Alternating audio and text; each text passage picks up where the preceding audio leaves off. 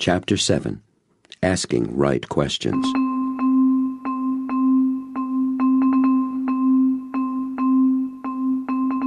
After we said goodbye to the kids, almost all of whom thanked me for coming, and asked if I'd be back next week to help out, which I must say made me feel really terrific, and climbed back into his truck, I asked anxiously about being and accomplishing. He held up his hand and interrupted me. "Not so fast, we'll do that. But first, tell me, did you have fun?" "I sure did," I exclaimed. "That's great," he said. "Did you learn anything new?" "Did that too," I said. "What?" he asked. "That thing you did in the beginning, when you had them all come up to the plate, as you called out their names like a ballpark announcer and everybody cheered and applauded. That was amazing. I loved it. What a great way to start." "We did that at our very first practice of the season," he told me. "It gets the kids off to a great beginning. They're a success right off the bat, and it makes them all feel special. They're all stars immediately." He went on, "And did you notice how the parents stick around for that?" I hadn't till he mentioned it, but it was true. All the mothers and fathers had stood there behind the backstop, and they'd cheered and clapped too. "Anything else?" he asked me. "A bunch," I said. "The whole business of asking the kids what they did rather than telling them. I got a lot from that. I remember my favorite teachers in school. They were the ones who let me discover things on my own, just like you were doing." "And the others?" he inquired. "The others? Oh, you mean my other teachers? The ones who told me, do this or do that, or just had us repeat and remember? I was bored to death in their classes." "Which kind first taught you about higher math and computers?" he wondered aloud. He must have been remembering what I'd told him about my pioneering passion for hacking in those early computer days. I knew he already knew the answer. "The first kind. Mr. Doherty, my 11th grade math teacher. I remember his face and his voice as clear as yesterday." "Right," was his only comment, followed by, "Go on." "Let's see. The way you praised the kids, the way you had them acknowledge themselves first. It seems to me that gives the kids responsibility for themselves, for relying on their own ideas first. That was just great." I thought back to find a good example.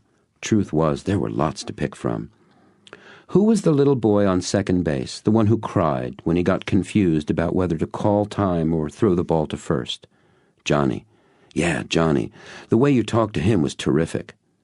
"Thanks," he said, pleased at the acknowledgement. "What did you get from that?" "Well, I noticed how you brought his attention off how he was feeling, without even dealing with it directly. First thing you did was kneel down, so you're on his level. Then you just asked him, what happened?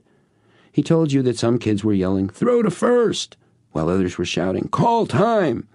And he didn't know what to do. You asked, 'What do you think would have been best?' And he said, 'Call time.' And you said, 'Okay, let's do the play over and see if that works.' Then you did, and he called time, and it worked great.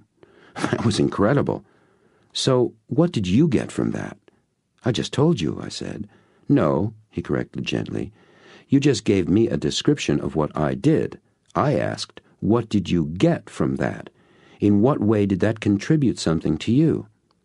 "Oh," I said, "well, I saw how I don't have to be controlled by my feelings about something, that it works better to focus on what happened and do something about that."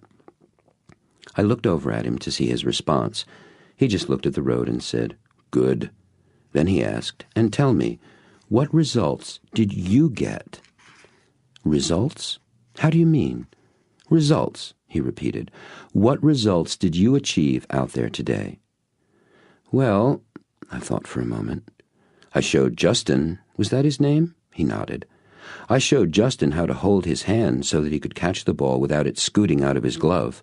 Fingers up when the ball came at him above his waist, and fingers down when the ball came to him below his waist.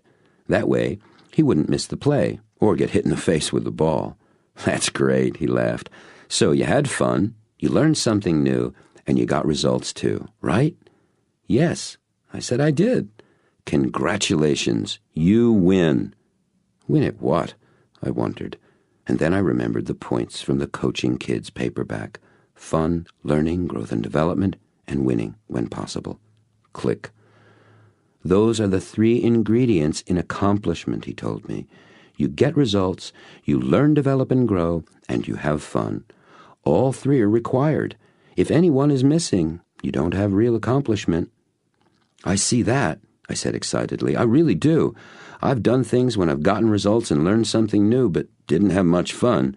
And I've done things where I had fun, but didn't learn or get the results I was after. That's wonderful. Accomplishment is all 3. Yup, he said, all 3. And, he continued, that's why you don't want to focus on just results, with yourself or with your people. Aha, I thought. So this really is network marketing. And I flashed on the scene in the movie Karate Kid, where the master teaches his student karate by having him wax a car all day long. Wax on, wax off, wax on, wax off.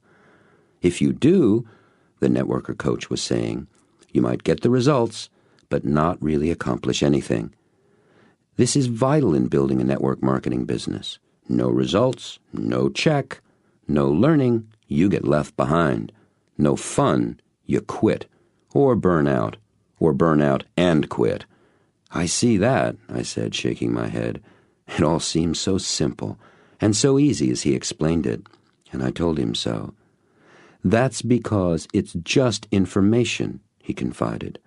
Once you start being that way, once you begin to be accomplishing, then you'll do those things accomplishing people do, and you'll have those things accomplishing people have. So how do I accomplish that? I asked. That, he exclaimed with emphasis, is the $64,000 a month question. Do you know the answer? I asked, very tentatively. Yes, he replied. Will you tell me? I begged. Yes, he said. Silence. For too long. When? I pleaded. He slowed the truck down, turned to me, and made an exaggerated face with his eyebrows arched way up and his eyes as wide as could be. And then he said in an itsy-bitsy cartoon voice, Can I tell you now, mister, huh? Can I, please? I think we both laughed for 2 minutes solid. What an amazing man he was.